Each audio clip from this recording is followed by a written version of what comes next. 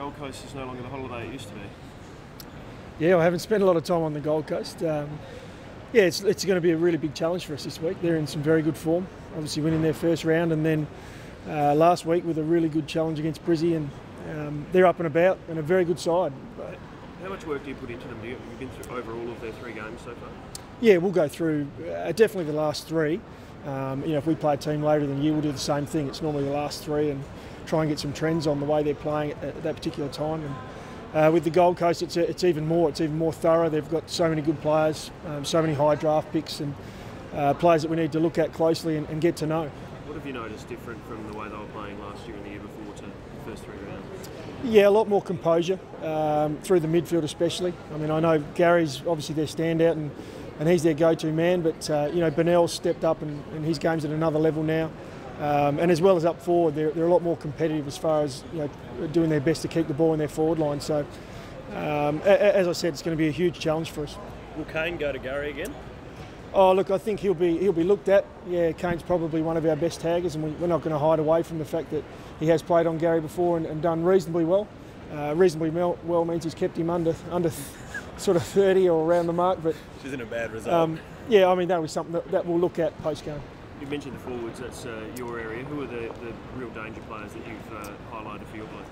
Yeah, they've got a number of tools. So Sammy Day, the young South Australian lad, he's a big challenge for us. I remember last time we went up there, he was very good in the first quarter, so he had us under the pump early.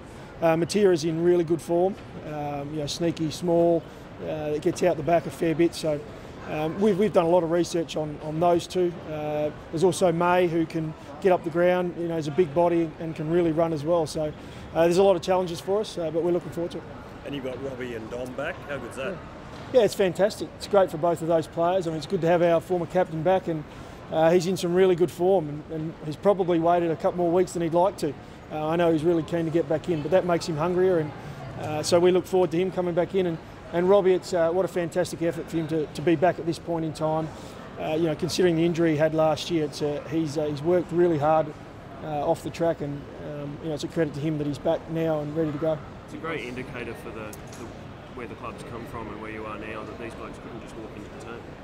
Yeah, it is. It's to have pressure from below like we've had the last couple of weeks, and the guys in the SANFL, most of that group are really performing well, playing some good footy. So that puts pressure on our guys who are playing in our 22 and makes them perform at a higher level. So with these two coming in, we've got more experience on the ground now as well, and some fresh guys who are ready to stand up and show that they should be part of the team.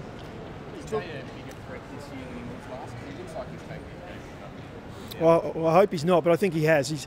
It's amazing what a year of football under your belt can do. And as I said last time we came up against him, the first 5 or 10 minutes of the game, he was well and truly on top of us. It was, looking back, it was quite a scary time for us. But look, no doubt he's improved.